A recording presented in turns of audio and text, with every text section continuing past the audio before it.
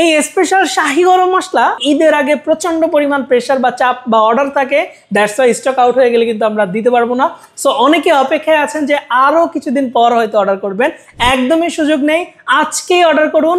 এই মুহূর্তে অর্ডার করে আপনার পছন্দের এই স্পেশাল শাহী গরম মশলাটি অর্ডার করে আপনার কিচেনে বা রান্নাঘরে রেখে দিন।